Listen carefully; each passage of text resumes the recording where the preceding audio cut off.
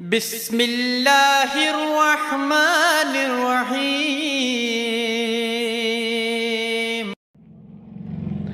صحیح بخاری کے اندر حدیث ہے، رسول اللہ صلی اللہ علیہ وسلم فرماتے ہیں کہ ایک دفعہ بنی اسرائیل کی کسی قوم کا واقعہ پیغمبر علیہ السلام نے بتایا۔ آپ سے فرماتے ہیں کہ ایک دفعہ ایسا ہوا کہ ایک آدمی راستے سے جا رہا تھا تو آسمان سے آواز آئی، بادلوں کو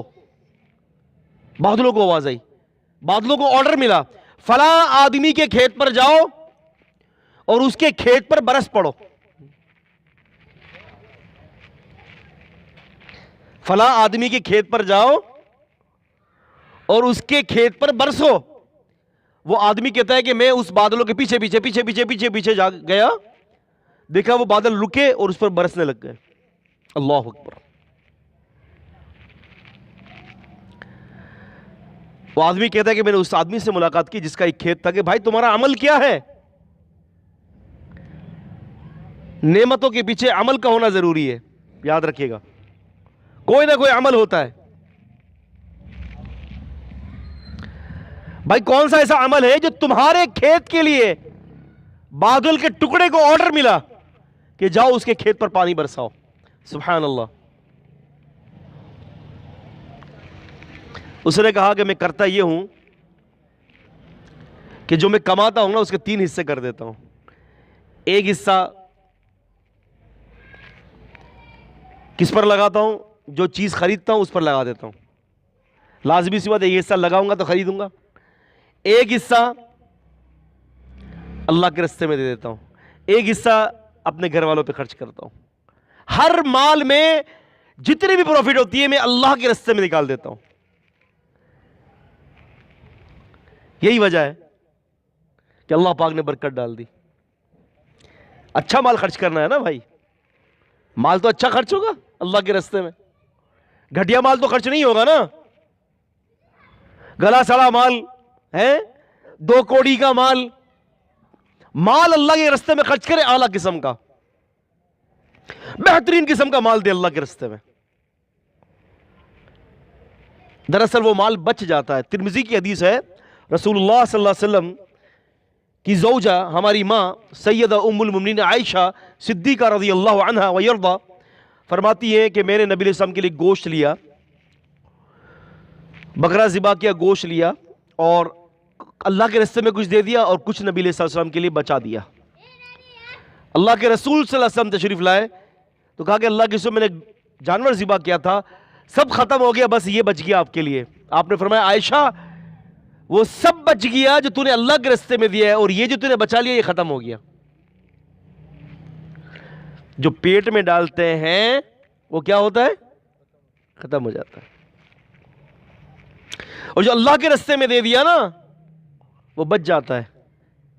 یا ایھا الذین آمنوا انفقوا مما رزقناکم من قبل ان یأتی یوم لا بیع فیہ ولا خلۃ ولا شفاعۃ والکافرون هم الظالمون۔ سورہ بقرہ سورہ نمبر 2 کی آیت نمبر 254۔ ایمان والو خرچ کرو ہمارے دیے ہوئے مال سے، اس سے پہلے کہ وہ دن آ جائے نہ جس میں کوئی تجارت ہوگی، نہ دوستی ہوگی، نہ شفاعت ہوگی۔ اور سورۃ المنافقون سورہ نمبر 62 کی آخری آیت، جب بندے کو موت اللہ دے دے گا، یا ایھا الذین آمنوا لا تلہکم اموالکم ولا اولادکم عن ذکر اللہ ومن یفعل ذلک فاولئک هم الخاسرون وانفقوا مما رزقناکم من قبل ان یاتی احدکم الموت فیقول ربی لولا اخرتنی الی اجل قریب فاصدق واکن من الصالحین۔ مرتا وقت کہے گا اے اللہ تو مجھے کچھ مہلت ہی دے دیتا کہ تیرے راستے میں جو ہے نا صدقہ کرتا، خیرات کرتا۔ مرنے کے بعد صدقے خیرات کی تمنا کر رہا ہے۔ اس آیت مبارکہ سے پتہ چلتا ہے کہ مرنے کے بعد صدقہ خیرات کا ایک بہت بڑا ہاتھ ہے انسان کو جہنم کی آگ سے بچانے میں، تبھی وہ صدقہ خیرات کی خواہش کر رہا ہے۔ اللہ کے غیظ و غضب کو دور کرنے والے صدقہ خیرات ہے، اللہ کے راستے میں چیریٹی کرنا۔ یسألونک ماذا ينفقون، سورہ بقرہ سورہ نمبر 2 میں فرمایا یہ پوچھتے ہیں کہ کیا خرچ کرے، قل العفو قل العفو، اے نبی سم فرمائیں جو زائد ضرورت جتنا ہے سب دے دو اللہ کے راستے میں۔ سبحان اللہ۔ 1 لاکھ روپیہ کما رہے ہو نا، مہینے کا خرچہ کتنا حساب لگاؤ، کیلکولیشن 30,000 روپیز اپروکسیمیٹلی 70,000 اللہ کے راستے میں۔ پھر ایسے آدمی کو اللہ تعالیٰ کبھی کنگلا نہیں کرے گا، ہاتھ بھرا رہے گا، دینے والا دینے والا۔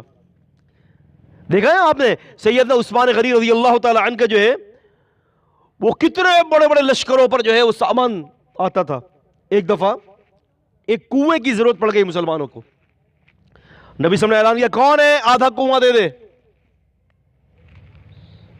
مسلمانوں کو آدھا کنواں خرید کر دے دے، کون ہے؟ نبی صلی اللہ علیہ وسلم فرماتے ہیں وہ مجھ سے ابھی ابھی جنت کی بشارت لے لے۔ عثمان سے فرمایا ہے جنت؟ اللہ کی قسم میں دیتا ہوں خرید کے، یہ میرے اوپر ہے، خرید کے دے دیا، خرید کے دے دیا۔ اب وہ آدھا مانگ رہے ہیں، بھئی دوسرا بھی چاہیے، کون ہے جو دوسرا بھی خرید کے دے دے؟ کہا کہ اللہ کی قسم کیا ہوگا؟ کہا کہ جنت کی ضمانت میں دیتا ہوں۔ آپ صلی اللہ علیہ وسلم نے فرمایا جنت کی ضمانت دیتا ہوں۔ عثمان نے فرمایا کہ اللہ کے رسول صلی اللہ علیہ وسلم میں دے دیتا ہوں، انہوں نے خرید کے دے دیا۔ تو یہ ساری باتیں کس پر دلالت کرتی ہیں؟ ساری باتیں اس پر دلالت کرتی ہیں کہ انفاق فی سبیل اللہ کتنا ضروری ہے۔ اصل میں عزیزوں اس فلسفے کو جان لیں، یہ مال میرا اور آپ کا نہیں ہے، بس سمجھ لینا، یہ مال میرا اور آپ کا نہیں ہے، یہ اللہ کا ہے۔ اور جب کوئی شخص اللہ کے راستے میں مال دیتا ہے نا، خرچ کرتا ہے، دیتا ہی رہتا ہے، دیتا ہی رہتا ہے، سمجھ لے کہ وہ اللہ کے غصے کو ٹھنڈا کر رہا ہوتا ہے۔